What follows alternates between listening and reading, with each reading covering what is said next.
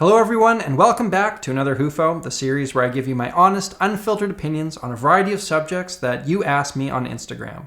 Now, whenever I do these, I always get a number of people asking my opinions on certain guitarists, so I figured today I designate an entire episode to that very topic, a bunch of opinions on a bunch of guitar players. But before we get into it, I want to quickly let you know that I just released my new guitar course, Samurai Guitar Theory Beyond the Basics. This course is aimed at the intermediate guitarist looking to take their playing to the next level. There are a variety of topics like modes and extended chords, and it's professionally animated so that these things are as easy to understand as possible. This initial month, it's 50% off with promo code EARLYBIRD, and if you buy it bundled together with my first course, The Rudiments, you can get them both for the normal price of one with that same promo code. That's available over www.samuraiguitartheory.com. I'll put up links to that in the description. Anyways, on to the guitarists. To kick things off, my buddy Brandon asks my honest opinion on Joe Bonamassa. As a guitar player, he's as good as one could be at what he does. I've learned a number of his solos, I've seen him live, and he's undeniably talented. But it didn't take me long to lose interest in his music. I found that once the initial awe wore off, something deeper was lacking for me. My favorite blues recordings emanate rawness and emotion. When I listen to Junior Kimbrough, for example, it hits me in a much heavier way than any of Joe's stuff ever has. In my opinion, he's kind of to blues what Blake Shelton is to country. He's very good at what he does. He's a better guitar player than I'll ever be, but his music doesn't really speak to me in the same way it does to many others. Next up, Kirk Country 102.5 asks my opinion on Steve Vai. To me, Steve Vai is in that upper echelon of virtuosity that few reach. I really like what he did with Frank Zappa, and that live video of Tender Surrender is one that I've watched countless times. But besides that, I wouldn't seek out any of his other music. Nick SS31 asks my Hufo on Joe Satriani. I feel the same way about him as I do Steve Vai, but unlike Steve Vai, there's nothing that I can think of in Joe's catalog that I enjoy. Amazing guitarist though, just not my cup of tea. Josh Jr. asks my Hufo on both RHCP guitarists. Now, just that statement alone is something that I take issue with. As far as I'm concerned, there are 3 Chili Peppers guitar players: Hillel, John, and Josh. Yes, I'm aware Dave Navarro played in the band, but to me, those are the big 3. I love Hillel's playing and the music they made with him. I absolutely love John's playing and the music they made with him. But when Josh came around, I kind of lost interest in the band through no fault of his.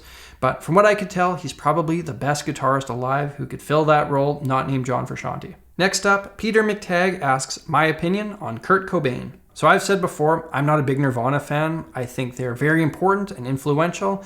I get how their music resonates with people. It's deep in emotion, but I just don't like the sound. Having said that, everything Kurt played was perfect for the music, and I have a ton of respect for him as an artist.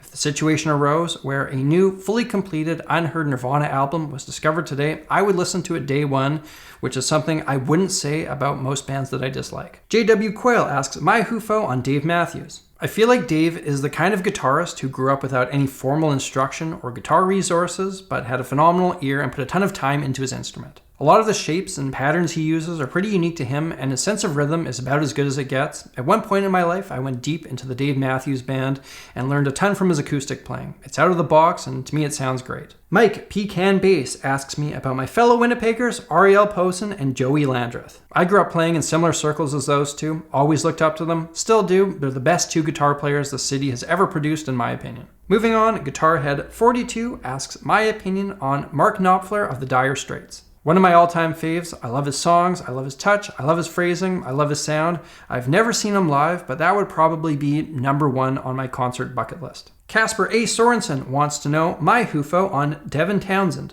I had heard his name around before, but didn't check him out until I found out that my buddy Nathan was playing bass in his band. After that, I watched a bunch of Devin Townsend band videos on YouTube and really enjoyed them.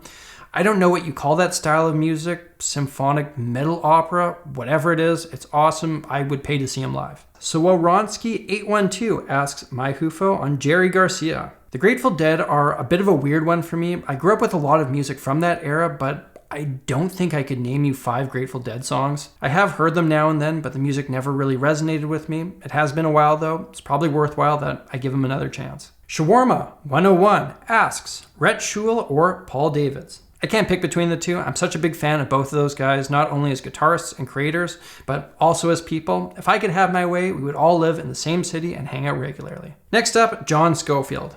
Love Big love towards him. He's one of my absolute favorites all time, any genre. What I like so much about him is the fact that he has such a unique voice in the jazz guitar world. When I was at music school, I was practicing jazz full time, and I would often listen to John Scofield to remind myself what it was about that genre that I liked.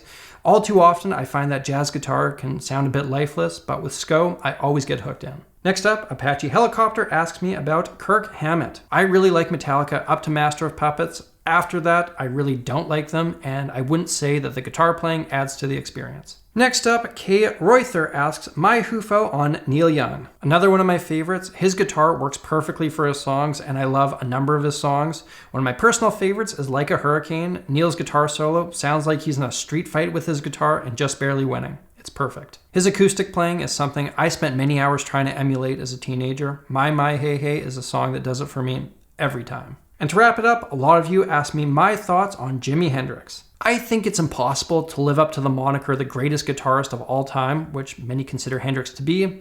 But in the worlds that I operate in, I would consider him to be the most important, if not the greatest guitar player. He also happens to be one of my favorites, and I think what goes underappreciated is his songwriting, which is right up there with the best. For me, that's the most important thing, and this might be strange coming from a guy who does what I do, but I don't love guitar in and of itself. I love what guitar can provide to a song, but it's the song itself that really draws me in. I am just as happy listening to music without guitars as I am with guitars, assuming the songwriting is just as good.